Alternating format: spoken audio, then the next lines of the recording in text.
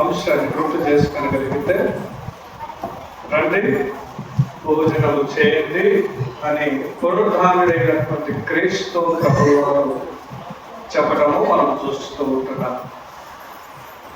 మరి ప్రాముఖ్యమైనటువంటి గ్రంథంలో మనం చూస్తే సువార్త, యోహాను సువార్త, యోహాను సువార్త 21:1 నుండి 14 వచనాల వరకు మనం చదివినాం.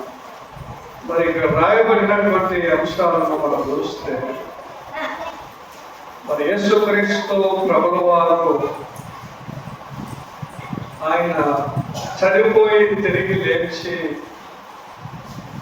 శిష్యులకు 3వ మారు కనబరుచుకోవడము మనం చూస్తూ ఉంటున్నాం. శిష్యులు వాళ్ళు ఏమి లోకానుసారముగా వెళ్ళిపోయినారు. మళ్ళా యజమాని పని దొరికినంత కాలము మనకు ఆహారం ఉంటుంది. అయితే క్రీస్తు ప్రభుల వారు ఉన్నంత కాలము వారికి ఏం కొదవ లేకోకుండా సమృద్ధిగా దొరికినది. ఆయన ముందే చెప్పినాడు, ఎందుకు నీ యొక్క శిష్యులు ఉపవాసము చేయాలంటే, పెళ్లి కుమారుడు ఉన్నంత కాలము పెళ్లికి వచ్చినటువంటి వారికి కొదవ ఉండదు. పెళ్లి కుమారుడు వారి మధ్యలో లేనప్పుడు వారు ఉపవాసం చేస్తారు. వారికి అన్నీ కూడా అనుభవిస్తారు, బాధలు అనుభవిస్తారు, శ్రమలు అనుభవిస్తారు. ఆ మాట చెప్పడము మనం చూసుకుంటున్నాం. అయితే యేసుక్రీస్తు ప్రభుల వారు చనిపోయిన అనంతరము శిష్యులు ఏం చేయాలా? ఆయన ముందుగానే చెప్పినాడు, సర్వలోకానికి వెళ్ళి సర్వ సృష్టికి సువార్తను ప్రకటించమని చెప్పినాడు. అయితే శిష్యులు మరలా వాళ్ళ యొక్క పాత జీవితాన్ని మొదలు పెట్టడానికి ప్రయత్నం చేసినారు. మొట్టమొదటిగా యేసుక్రీస్తు ప్రభుల వారి సేవ ప్రారంభ జీవితంలో శిష్యులను ఏర్పరచుకునేటువంటి క్రమమును మనము చూడగలిగితే, అక్కడ ఏమి ఏర్పడింది? ఎవరిని చూసి ఆయన సేవకు పిలిచినాడు? ఎవరిని? చేపలు పెట్టాలంటే 2 వ్యక్తులు, మీరు ఇక మీదట చేపలు పట్టే వాళ్ళు కాదు, మనుషులను పట్టే జాలరులుగా నేను చేస్తానని ఎప్పుడూ యేసుక్రీస్తు సేవ ప్రారంభం ముందు చెప్పినటువంటి మాట. మరలా తన యొక్క మరణము తర్వాత మరలా యేసుక్రీస్తు ప్రభుల వారు వారి యొక్క శిష్యులకు కనబడినప్పుడు మళ్ళీ వాళ్ళు ఏం పని చేస్తాడారు? మనుషులను బట్టి జాలరులుగా మిమ్మల్ని చేస్తానని చెప్పినటువంటి క్రీస్తు మాటలు వాళ్ళు మర్చిపోయినారు. మరలా వాళ్ళు వాళ్ళ జీవితంలో మళ్ళా చేపలు పట్టేటువంటి క్రమానికి వెళ్ళిపోయినారు. పోయినప్పుడు ఏమైనా వ్యత్యాసం కనబడిందా? ఏం వ్యత్యాసం కనబడింది? మళ్ళా పాత జీవితంలో అనుభవిస్తే ఏం దొరుకుతుంది? అక్కడ దీన్ని ఏం దొరకదు. మీరు పాత జీవితానికి పోతే శూన్యం లభిస్తుంది, మీ జీవితానికి విలువ ఉండదు. ఏమి పట్టలే, రాత్రంతా శ్రమపడినా వ్యసన పడినా వారికి ఏమి ఒక్క శాప కూడా దొరకలేదు. వాళ్ళకి ఆహారం కావాలి.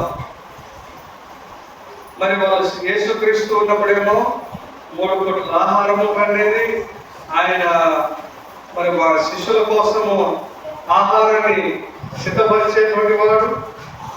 ఇప్పుడు మళ్ళీ అలాంటి క్రీస్తు వారి మధ్యలో లేనప్పుడు వారు ఏ విధంగా ఇంకా బలపడినారు? ఆత్మీయమైనటువంటి విశ్వాసంలో ఇంకా బలపడినారు. ఆ విశ్వాసములు వారు కోల్పోయి లోకానుసారంగా వెళ్ళినప్పుడు, లోకరీతులుగా ప్రయత్నానికి ఒడిగట్టినప్పుడు దేవుడు శూన్యాన్ని చూపిస్తూ ఉన్నాడు. మీరు నా మాట వినుకోకుండా లోకము వైపు పరిగెత్తినటువంటి మీకు ఏమీ దొరకదని చెబుతా ఉన్నాడు. అయితే వాళ్ళు శిష్యుల దగ్గరికి పోయినప్పుడు వాళ్ళు యేసుక్రీస్తుని కనుగొనలే. ఎవరో మరి పిల్లలారా మీ దగ్గర ఏమైనా ఆహారం ఉన్నదా అని అడుగుతారు. యేసుక్రీస్తుకి సమస్తము తెలుసు, వాళ్ళకు పడలేదని తెలుసు, వాళ్ళకి మరి దొరకవని తెలుసు. అయినా ఇక్కడ మీ విశ్వాసమే మిమ్మల్ని రక్షిస్తుంది అనేటువంటిది తెలియపరచడానికి వాళ్ళకు ఆ విధంగా మరి యేసుక్రీస్తు మాట్లాడటము, మరి విశ్వాసములో మరలా కొనసాగించడానికి ఈ మరి కార్యాలు జరిగించడము మనం చూస్తూ ఉంటున్నాం. వాళ్ళని ఏమంటున్నాడు? పిల్లలారా, మరి వాళ్ళని మరలా దేవుడు ఒక చిన్న పిల్లల మనస్తత్వానికి మరి చూస్తూ ఉంటాడు. మనమందరం కూడా ఆయన పిల్లలు, మనల్ని కూడా పిలుస్తూ ఉన్నాడు, మనల్ని కూడా ఆహ్వానిస్తూ ఉన్నాడు, మనల్ని కూడా కొన్నిసార్లు మరి పరీక్షిస్తాడు. వారి యొక్క శిష్యులు మరి ఏమీ లేదని ప్రత్యుత్తరం ఇచ్చినప్పుడు, అయితే ఇటు సైడ్ వేయండి అని చెప్పినప్పుడు ఎన్ని చేపలు పడినాయి? 50 చేపలు. మరేం చిన్నవి అంటున్నా, పెద్ద పెద్ద చేపలు పడినాయి అన్నారు. మరి ఆ పెద్ద చేపలు పడినప్పుడు వాళ్ళ దగ్గర చిన్న వల, అది పిగిలిపోకుండా ఆ యొక్క 150 చేపలు ధరించడానికి అటువంటి అద్భుత కార్యము చేయగలిగినటువంటి దేవుడు మీ అందరికి తోడై ఉన్నాడు అని నిదర్శనం చేసినాడు.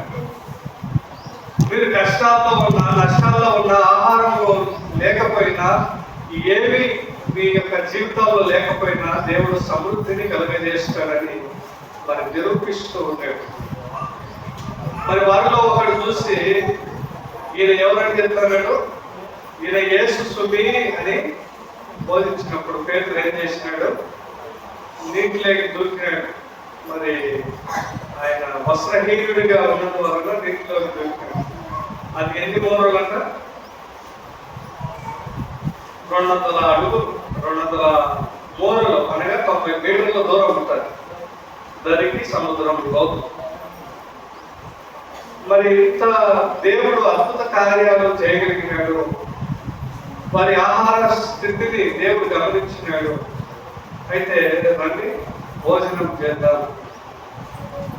మరి మీరు ఆత్మీయమైనటువంటి జీవితంలో మీరు ముందుకు కొనసాగడానికి మరి భోజనం చేయాలని దేవుడు పిలుస్తున్నాడు. పునరుద్ధారుడైనటువంటి క్రీస్తు ఆహ్వానాన్ని మనమందరము కూడా అంగీకరించాలి.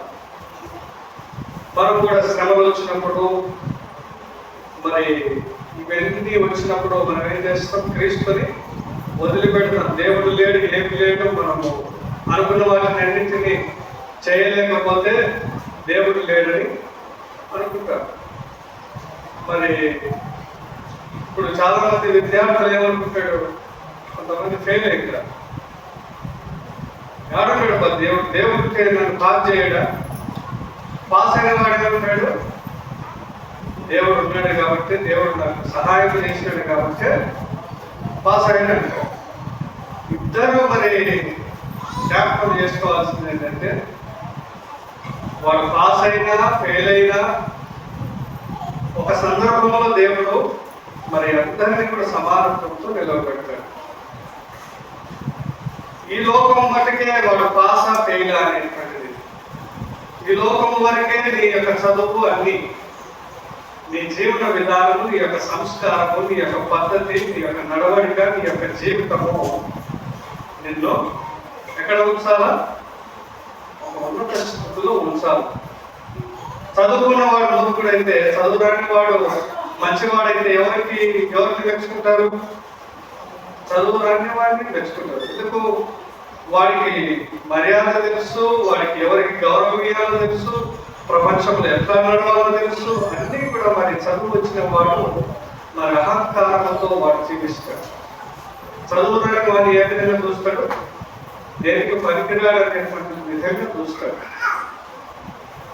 మరి చదువు వచ్చిన వాళ్ళందరూ కోటీశ్వర్లు, లేకపోతే చదువు రాని వాళ్ళందరూ కోటీశ్వర్లు. చదువు వచ్చిన వాళ్ళు కోటీశ్వర్లు ఉంటారు, చదువు రాని వాళ్ళు కోటీశ్వర్లు ఉన్నారు. మరి వారికి చదువులు వచ్చిన వాళ్ళు కూడా తక్కువ స్థాయిలో ఉన్నారు. ఏ పని చేయకోకుండా వాళ్ళ చదువు దేనికి ఉపయోగపడకుండా పోతారు. చదువు వచ్చిన వాళ్ళు వ్యాపారం చేస్తూ వాళ్ళ కుటుంబాలను ఒక గొప్ప స్థాయిలో ఉంచుతున్నారు. ఎవరిని తక్కువ అంచనా మనం వేయకూడదు.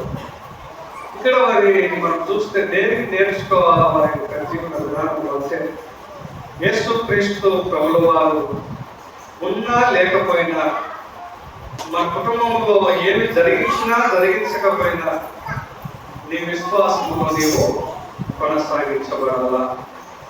సమస్యలు వస్తాయి, ఇబ్బందులు వస్తాయి, అక్కర్లు వస్తాయి, అప్పుల బాధలు వస్తాయి, సమస్తం కోల్పోతావు.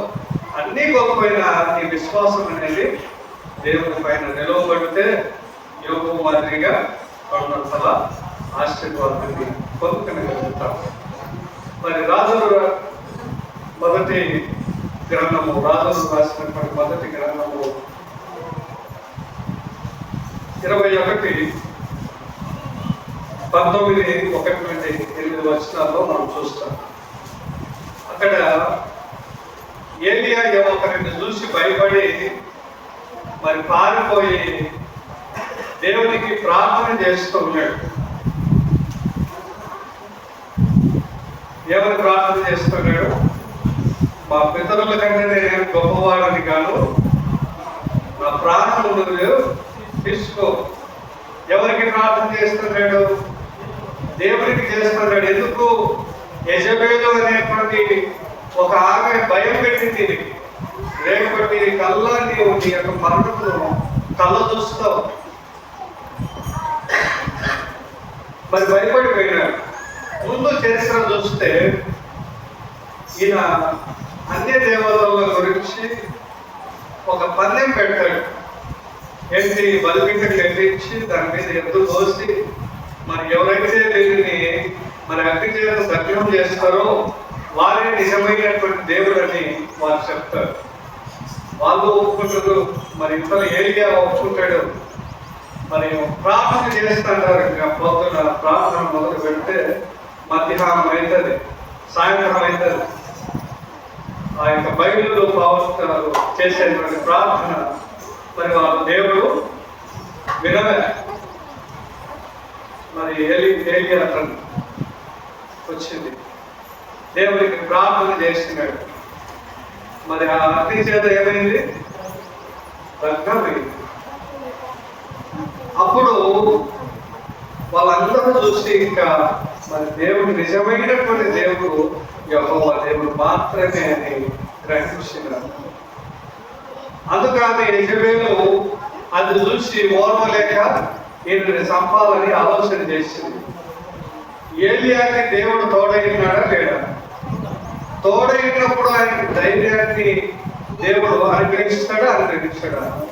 దేవుడు అతని పక్షమున ఉన్నాడు, తన మాట విన్నాడు, తనని నడిపించగలుగుతాడు, తనని పోషించగలుగుతాడు, అన్నీ చేయగలుగుతాడు. అయితే దాని తర్వాత ఏమైంది? నేను ఒంటరి వాడనే, నాకు ఎవరు అండగా నిలబడతారని ఆయన ప్రార్థన చేస్తాడు. ఎవరు నాకు తోడుంటారు? ఒకవేళ వాళ్ళు నాకు సంపాదన చూస్తే నాకు అండగా నిలబడి పోరాడేటువంటి వ్యక్తులు ఎవరున్నారని ఆయన మానవ మాత్రునిగా అడుగుతున్నాడు. మానవునిగా ఉన్నాడు కాబట్టి భయపడినాడు. మరి దేవుడు తోడైనాడు, ప్రతి విషయంలో నన్ను రక్షిస్తాడని అతను ధైర్యముగా నిలబడి ఉంటే దేవుడు అతని పక్షంలో ఉంటాడు. ఈయన భయపడి పారిపోయి మరి ఒక చెట్టు కింద కూర్చొని మరి పండుకుని ఉంటే దేవుడు తన శిష్యుడు మరి ప్రియమైనటువంటి ఏలి మరి ఆకలితో ఉన్నాడని దూతను పంపిస్తాడు. ఆ దూత ఏం చేస్తుంది? ఏలియా లే, ఎందుకు పడుకుంటావు? పుట్టి ఆకలితో పడుకుంటావు, మరి ఆహారం భుజించు, నీళ్లు తాగు, అన్నీ ఇస్తుంది. ఎవరు పంపించినారు?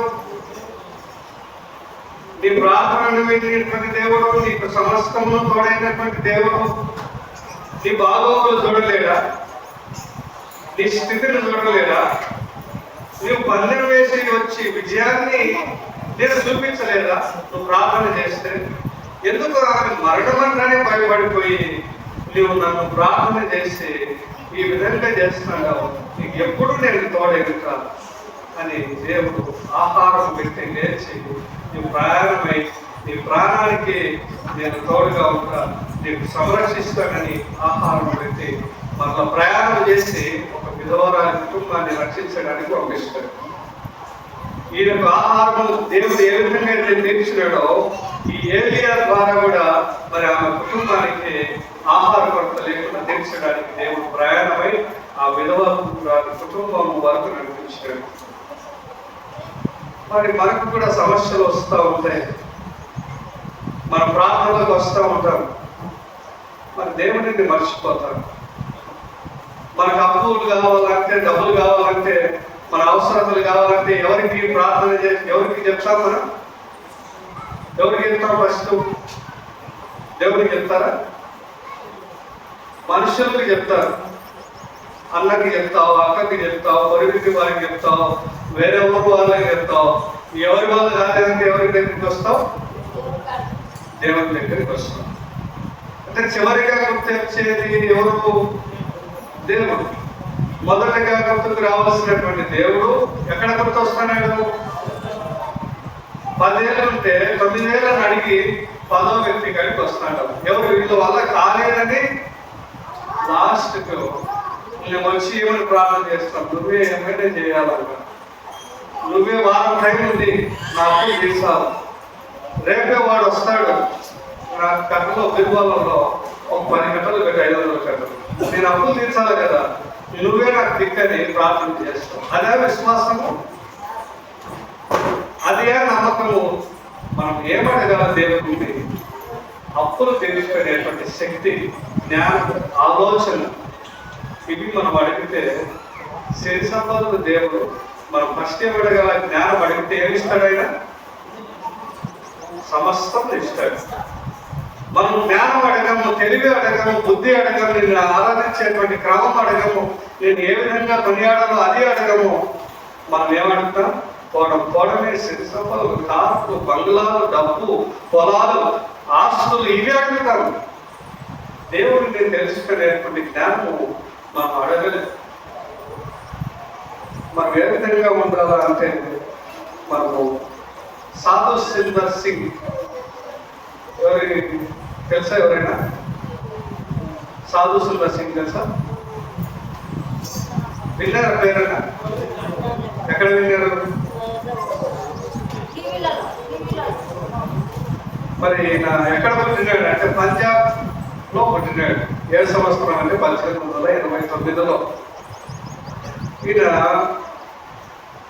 పటియాల ప్రాంతంలో ఒక గొప్ప అంటే ఒక ఉన్నటువంటి కుటుంబంలోనే పుట్టినాడు. ఈయన తల్లి చాలా భయభక్తురాలైనటువంటి స్త్రీ, క్రైస్తవురాలైతే కాదు, దేవుడు అంటే భయము భక్తి ఉన్నటువంటి స్త్రీ. మరి ఈ యొక్క వ్యక్తిని కూడా చిన్న వయసు నుండే దేవుని గురించి, ప్రార్థన గురించి ఆమె చెప్తూ నేర్పిస్తూ పెంచింది. మరి ఈ కారణంగా ఆయన హృదయంలో ఏమనుకోండి, దేవుడి గురించి తెలుసుకోవాలనేటువంటి ఒక తపన ఏర్పడింది. మరి తల్లి ఒక 13 ఏళ్ళ వయసులో ఆమె చనిపోయింది. చనిపోయిన అనంతరము మరి దేవుడు ఎవరో తెలుసుకోవాలా అని ఒకరోజు రైల్వే స్టేషన్ దగ్గరికి పోయినాడు. ఇది చివరి రైలు, మరి నేను ప్రార్థన చేస్తాను, ఎవరైతే నిజమైనటువంటి దేవుడు అయితే ఉంటాడో ఈ లోకంలో, ఆయన నాకు ప్రత్యక్షమైతే నేను బ్రతుకుతా, నాకు కనబడితే నాతో మాట్లాడితే నేను బ్రతుకుతా, రేపు ఉదయం ఫస్ట్ ఏ ట్రైన్ వస్తే వస్తుందో ఆ ట్రైన్ కింద పడి నేను చనిపోతానని ప్రార్థన చేసినాడు. ఆయన యేసుక్రీస్తు ప్రభువు వారు కనబడి మాట్లాడినట్టుగా మరి ఆయన పుస్తకాల్లో, ఆయన చరిత్రలో మనము చూడగలుగుతాం. మరి చూస్తే ఆయన నిజమైనటువంటి దేవుడు యేసుక్రీస్తు ప్రభువు వారిని గ్రహించి తన తండ్రికి చెప్తాడు. ఇన్ని రోజులు తన చిన్న ప్రాయం నుండి క్రైస్తవులు అంటే ఆయనకు నచ్చదు, ముస్లింలనే గౌరవిస్తాడు, వారిని మర్యాదగా చూసుకుంటాడు. కానీ క్రైస్తవులు అంటే వాళ్ళని కొట్టడం కానీ, రాళ్ళతో విసరడం కానీ, బురద తల్లడం కానీ, ఇలాంటివి అన్ని పనులు చేస్తూ మరి ఉండేటువంటి వాడు. వాళ్ళ తండ్రికి పోయి చెప్తాడు, ఆయన ఎవరినైతే నేను హింసించినానో, ఎవరినైతే నేను ఇంతవరకు దూషించినానో ఆ వ్యక్తే నిజమైనటువంటి దేవుడని నాకు కనబడి నాతో మాట్లాడినాడని చెప్తాను. వాళ్ళ తండ్రి సంతోషించినాడా? సంతోషించాల. ఇది తప్పు, నువ్వు ఆలోచన చేయకూడదు, నువ్వు ఆయనను ఆరాధించకూడదు అని మరి ఆయనకు చెప్పినా కూడా ఈయన వినకుండా యేసుక్రీస్తు ప్రభువు వారిని విశ్వసించి మరి ఆయన పైన విశ్వాసంతో అంతా కూడా మరి నడవాలని ఉన్నప్పుడు ఆయన సాధు రూపంలో మరి ఆయన ఉన్నాడు. వాళ్ళ తండ్రి ఒక దినమున మరి సరేలే, ఇట్లాగైతే నువ్వు అదే పని చేయి, నువ్వు స్వార్థ చెప్పని రోజు భోజనం చేసి దాంట్లో విషయంకు పెట్టి భోజనం చేయించినాడు.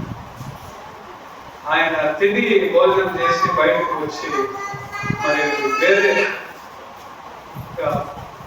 వ్యక్తులు ఆయనను చూసి మరి క్రైస్తవ కమ్యూనిటీ వారు తెలుసుకొని డాక్టర్ దగ్గరికి తీసుకుపోయి ఆయనను బ్రతికించినారు. చనిపోయేటువంటి వ్యక్తి ఒక తండ్రే తన కుమారుడిని దేనికోసము, మతం కోసం, కులం కోసము సంపదూసినాడు, అవమానమైందనేమో అని ఆలోచన చేసి సంపదూసినాడు. అయితే దేవుడు అతనికి కనబడి మరి అతనితో మాట్లాడిన కారణం చేత అతడు బ్రతికినాడు. అతనికి దేవుడు తోడైనాడు. అప్పటి నుండి ఎప్పుడైతే విశ్వసించినాడో, ఎప్పుడైతే నమ్మినాడో, అప్పటి నుండి దేవుని రక్షణ అతని వెంట ఉన్నది. అతడు సువార్త మొదలు పెట్టి ఒకరోజు మరి రైల్లో ప్రయాణం చేస్తున్నప్పుడు ఒక అన్యుడు తెలుగుకు మరి ఎవరికో తన సువార్తను చెప్పి, బైబిల్ చదువు, ఇది నిజమైనటువంటి దేవుడు, ఈయన గురించి ఇలాంటి పనులు చేసినట్టు, మానవుల కోసం చనిపోయినట్టు ఒక బైబిల్ చేత మరి పెట్టినప్పుడు ఆ వ్యక్తి ఏం చేస్తాడు, ఆ బైబిల్ తెచ్చి కిటికీలోకి పడవేస్తాడు. పడవేసినప్పుడు సాధు సుందర్ సింగ్ చాలా బాధపడతాడు.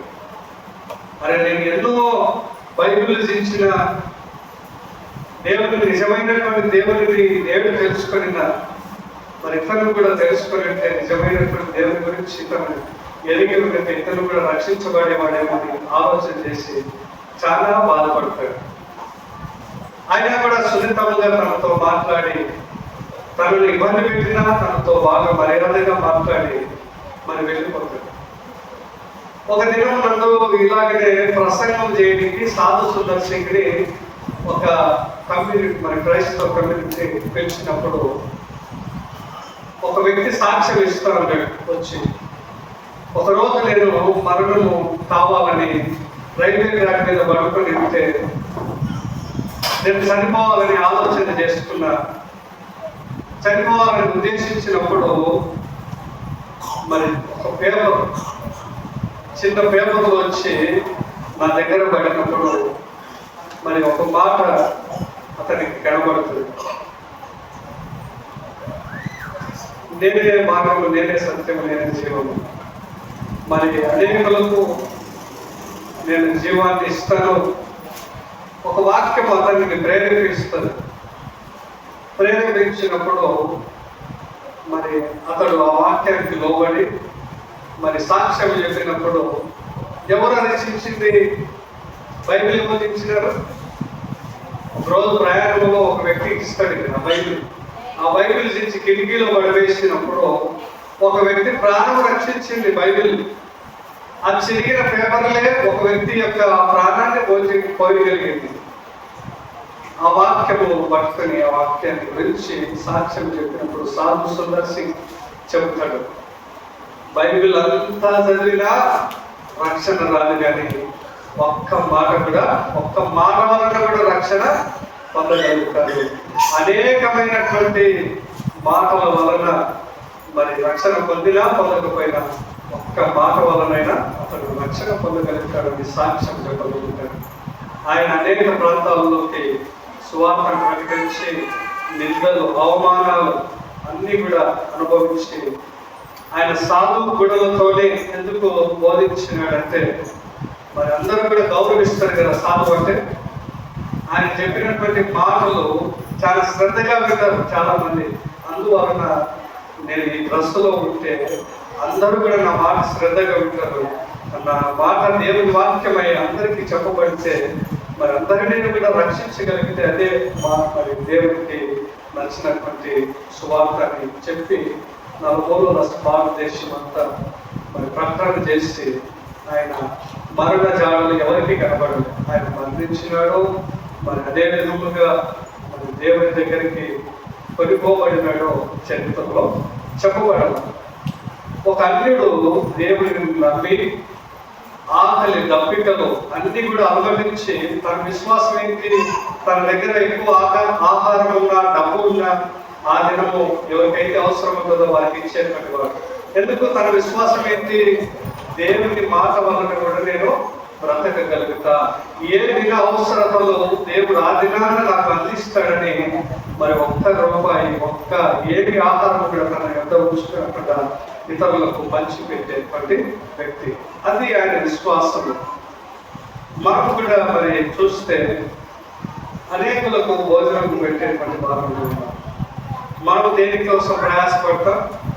రేపు మరలా సంవత్సరం మన పిల్లలు, వాళ్ళ పిల్లలు ఇలా ఆలోచన చేస్తాం. దేవుడు ఏ దినానికి కావాల్సినటువంటి ఆహారం, ఏ దిన అవసరతలు ఆ దినాన్ని దేవుడు తీర్చగలుగుతాడని మనము విశ్వసించాలి. మరి చూస్తే ఇంకొకటి, అపోస్తల కార్యంలో మరి 27 నుండి చూస్తే మరి అపోస్తలైనటువంటి పౌలు మరి కొంతమంది సైనికులు మరి శిష్యులు అందరూ కూడా ఒక ఓడలో ప్రయాణం చేస్తారు. ప్రయాణం చేస్తూ ఉన్నప్పుడు మరి అలలు వర్షము 2 వారాలు వారిని కప్పివేసింది. కప్పివేసినప్పుడు సముద్రంలో ఇలాంటి ఏర్పడినప్పుడు మనకి ఎలాంటి భయాలు కలుగుతాయి? భయం ఉంటుందా ఉండదా? రాత్రి మనం కరెంట్ లేకపోతేనే, అది కూడా ఏంటి, భూమి మీద ఉంది, మన ఇంట్లోకి వర్షం రాకపోయినా వర్షం పడుతూ మరి కరెంట్ లేకపోతే పిల్లలు నిద్రపోరు, మనము నిద్రపోము, ఎన్నో ఆలోచనలు చేస్తాం. అలాంటిది వాళ్ళు పడవలో ప్రయాణం చేస్తూ అలలు గాలులు మరి ఇన్ని వచ్చినప్పటికీ అపోస్తలుడైనటువంటి పౌలు వాళ్ళందరికీ ధైర్యాన్ని చెప్తాడు. ఎందుకు భయపడుతుంటారు? దేవుడు మనందరికీ తోడైతాడు, మీ ప్రాణానికి ఎలాంటి భయం లేదు, దేవుడు రక్షిస్తాడని వారికి నచ్చజెప్తాడు. ఇదే మనం చూడగలిగితే నోవాహు కాలంలో ఆయన వారిని రక్షించేటువంటి వారిని మరి అలలు మరి ఎన్నో ఇబ్బందులు పడినా వాళ్ళ గమ్యం వాళ్ళకి తెలుసా, పలానా ప్రాంతానికి పోయి మేము నిలబడతామని తెలియదు. దేవుడే సంరక్షిస్తాడు. మీకేం కావాలా? మీ ప్రాణాలు దక్కించుకోవాలా, మిమ్మల్ని సురక్షితమైనటువంటి ప్రాంతంలో చేర్చబడాలి. ఇక్కడ కూడా మరి అలల చేత మరి వడగాళ్ళ చేత మరి వాళ్ళ యొక్క గాలుల చేత ఏర్పడినప్పుడు, వాళ్ళందరికీ భయభ్రాంతులు ఏర్పడినప్పుడు మరి పౌలు మరి వాళ్ళకి నచ్చజెప్పి ధైర్యాన్ని ఇస్తాడు. వాళ్ళేమో తాళ్ళు చెప్పుకొని మేము పోతాము, ఒకరేమో పోట్లకు మరి పడవకున్నటువంటి చెట్టలు ఊడ తీసుకొని మరి పోలము, ఇలాంటివి ఎన్నెన్నో ఆలోచన చేస్తుంటారు. ఆలోచన చేసినప్పుడు మీరు యాడికి పోవాల్సిన పని లేదు. ఎక్కడ ఉన్న వాళ్ళు అక్కడ ఉండి మీరు నా 14 రోజులు అయితే భోజనం చేయకోకుండా భోజనం చేసి నెమ్మదిగా ఉండండి. దేవుడు సురక్షితమైనటువంటి ప్రాంతంలో మనల్ని చేర్చడానికి దేవుడు నాకు చెప్పినని చెప్పినప్పుడు వాళ్ళు ధైర్యాన్ని వహించుకొని ముందు కొనసాగినారు. బాధలు వచ్చినాయి, వాళ్ళ ఆలోచన బాధలు వచ్చినాయి, కష్టాలు వచ్చినాయి, నష్టాలు ఏర్పడతాయి, ప్రాణం కూడా పోతుంది అన్నప్పుడు దేవుడు ఏం చేసినాడు? రక్షించాడు. మీరు ఏం భయపడకోకుండా, మీరు ప్రాణాలు పోగొట్టుకోకుండా మీరు ఫస్ట్ ఏం చేయాలి? మీరు భోజనం చేయండి, మీ వంతు మీరు చేయండి, మీ పనులు మీరు చేయండి. మీరు చేస్తే నేను చేయాల్సినది నేను చేస్తాను. మనం ఏం చేయము. దేవుడే చేస్తాడు అన్ని. అది మూలంలో కూర్చుంటే ఏం చేస్తాడు? దేవుడు కూడా ఏం చేయలేదు. ఫస్ట్ మీరు అనుకున్నటువంటి పని మీరు చేస్తూ ఉంటే దానికి సహాయం దేవుడు చేస్తాడు. ఇక్కడ అల్లల చేత వర్షం చేత వాళ్ళు ఉన్నప్పుడు వాళ్ళు ఏం చేసిన రాగలితో ఉంటే ఇంకొక 10 రోజులు ఏర్పడతారేమో ఆ వర్షము, ఆ వలలు అన్నీ. ఒక 14, ఒక 10 రోజులు, 24 రోజులు వాళ్ళు పస్తులు ఉంటే వాళ్ళ ప్రాణాలే కోల్పోతారు. ఫస్ట్ ఏం చేయాలను? బ్రతికి ఉండడానికి భోజనం తిను. ఫస్ట్ నువ్వు చేయాల్సిన పని నువ్వు చేయి. నీకు ఏమేం కావాలో అవన్నీ నువ్వు ఫస్ట్ నీకు అవుతుందో కాదో ఫస్ట్ నువ్వు మొదలు పెట్టు. నాకు చదువు రాదులే, నేను పనికి రానులే, ఉద్యోగం నాకు రాదులే అంటే అది నీకు చేతగాని తత్వము, నీ యొక్క ఆలోచన ఉన్న తత్వం. కానీ దేవుడు ఏం చేయమంటున్నాడు? ఫస్ట్ మొదలు పెట్టు బాబు. నువ్వు మొదలు పెట్టి కానీ నీకు ఏం కావాలో, నీకు ఏమేమి చేయాలో, ఎలాంటి అవసరాలను నీకు కల్పించాలన్న తర్వాత నా పని నేను చేస్తాను. నువ్వు మొదలే పెట్టుకోకుండా, మరి పంట దున్నకోకుండా, నువ్వు విత్తనాలే వేయకోకుండా నాకు సమృద్ధిగా పంటలు రావాలా, నాకు ఇంత డబ్బులు రావాలంటే ఎట్లా వస్తాయి? నువ్వు ఫస్ట్ దున్ను, ట్రాక్టర్తో కొట్టి విత్తనాలు చల్లు, మరి అన్నీ చెయ్యి, దానికి ఎరువులు చల్లు. నేనేం చేయాలా? దానికి కావలసినటువంటి ఆరోగ్యం, ఆ పంట ఎలా వస్తుందో నేను దానిని ఇస్తాను, నష్టం లేకోకుండా. నీకు 10 కాయలు కాసేదానికి నేను 100 కాయలు కాపిస్తాను.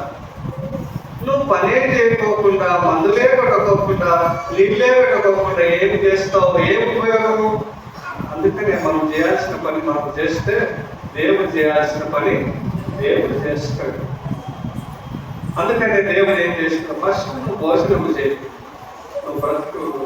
మరి నీ పని చేయాలంటే నేను నెరవేర్చాలంటే నువ్వు ఏం చేయాలి? బ్రతుకున్నావు. అందుకని ఏమి చేయాలి? నువ్వు బాధపడాకు, నీకు సహాయం చేయాలి. నువ్వు ఫస్ట్ లేచి భోజనం చేయి, నువ్వు ప్రయాణం చేయి, నేను నిన్ను రక్షిస్తానని చెప్పి